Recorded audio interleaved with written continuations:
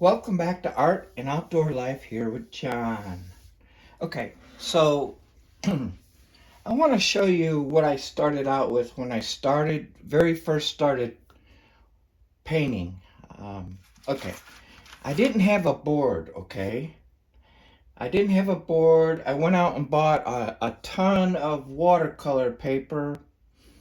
Um, I bought the cheapest I could buy was like this, 9 by 12. 140 pound, 30 sheets, like that. So I started using those. Okay, and I went out and I bought your small brushes, you know, the cheap brushes, stuff like that. And then I had a cousin of mine sent me a hake brush, a Ron Ranson hake brush. Okay, a medium and a large. Okay, I didn't have a board, and so I was using this here. Now, this is pretty big, and I was using this here to tape my paper to. I was taping my paper to this and setting it down and painting. And then I was using this too as well. This is the flimsy plastic inside um, this photo frame. I took the frame apart and I was just using this. And I used it for at least almost a year, okay? And it worked really good. As you can see, I didn't have a palette either. So I was literally putting paint on here and up here. And I was painting it flat. Okay. So, and I cut a little jug out here for my water, but I was using other things like cups like this, just anything, for water and to rinse your brushes out with. This here is the large hake brush, Ron Ranson. You could buy these online for about $10. But 9 by 12 is what I was using, so these are amazing. You go get yourself one of these, okay? This is the large, and I used the large and the medium. They have the small, they have the extra large, and then they have another one, I believe. Okay, I already had this here. This is painter's tape. I already had this, so this is what I was using to tape all my papers with, this and this. Okay, and so then what was my next step? My next step was to get me a board.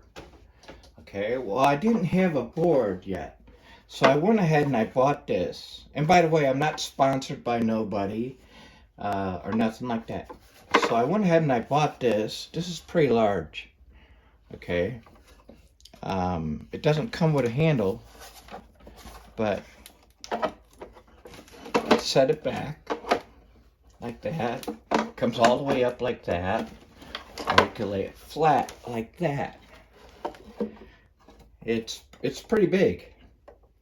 So I was using this for a long time. And then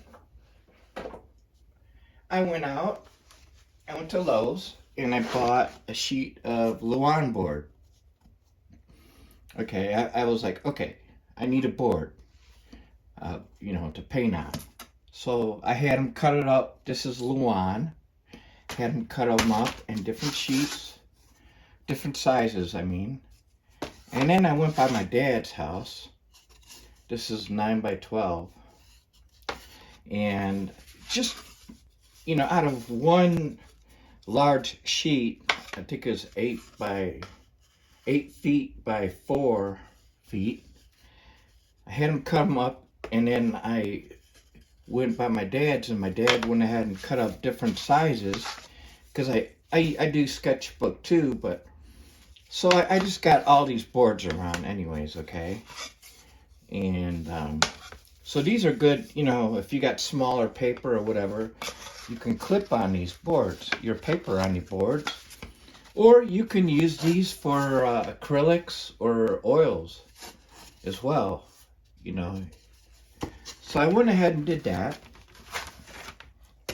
And in the meantime, excuse me, I went ahead and ordered this little doohickey here. Okay, this does come with a latch in that, and it does open up like this. Now you can lay it like this. I don't know if you could see that. You could lay it flat, or you could bring it up like that. Table easel. Very nice. It comes with a lip. What I usually do with this here is sometimes I'll put a board on it. Excuse me. Sometimes I'll put a board on it, or I'll just put my pad on it like that and clamp the edges. Okay. The cool thing about this here is, let's see. Here's got an edge. Under here's got a little lip. And it does lock. Let me pull it out. And just a little board comes out. It doesn't come out if you don't want to, but I mean, it pulls out where you got your small, you know, you got room for your tubes and your paintbrushes in here and whatnot. So this is what I've been using in my living room, my front room, on my coffee table. This little doohickey here. So just close it there, and it's got a handle. You can put it in a backpack and carry it around with you. Not as big as the first one I showed you. Okay. And then I went out and I bought this little doohickey here. This was like $10, $12, I don't know, for charcoals. Okay. Now this comes with different kinds of charcoals, your different charcoal pencils, and a few erasers and everything else. Even it comes with a ruler, and it comes with this little steady guy figure. And it, you know, this is really cool because it's a suitcase. This is all I have for my charcoal, except for I did go out and buy some extra charcoals. Okay, so then I went out and I bought this guy. This is a Soho Scout. Folds in like this. Okay. Looks like that. Okay. Closes nicely, everything. Okay, so you open it up. It only opens that far, but you can go this way and all the way up, and you can hold about two, maybe three canvas panels in here. And then this is what I use for oil. And then what I do is the side pulls open. You got a workstation here, a little workstation. And then this side pulls out, so you actually have another palette here. You have this wooden palette, which I just didn't want to use it. And you have this plastic palette. It's awesome for oil colors, for oils. Okay. So, and then inside here, it's very deep, really deep on this here. You know, this is where you store all your paints and whatever, paint brushes. But you can close all this up, and it comes with a nice leather handle, and I'll show you this here in a minute. So when this is fully opened up, and you don't have to buy the Soho, and I'm not promoting Soho at all, but you know, you don't have to buy the exact brand name Soho at all if you don't want to. Okay, I'm trying to get it in there. Let's see how am I doing this. Let me set it down, do it. Okay, so I slide it in like that. This is how it comes. Slides it in like that, and then whenever you want to use it, you got a workstation that looks like that. Okay, and you can use a regular tripod, a regular camera, or even phone tripod. So closes like that, closes like that, and then there's a little hinge on the side here. This is the only hinge that closes it all up, and then it's all done. You're ready to go. You're ready to take this thing anywhere. And right here is where it swivels onto your tripod. Okay. But and these binder clips, I bought some binder clips for the paper, to help with the paper. And I also think, if you're getting into this, that mixed media is always the way to go, no matter what you're doing. This is 98 pound, 9 by 12. Maybe $10 at your local Walmart or whatever. But anyways, and let me just show you a few. Excuse me. My apologies. A few things. Okay, like these. I don't use these that much. I bought these. These are fairly cheap. These work really good. And let's see. Over here, I bought these at a dollar store. Okay, they're not ceramic.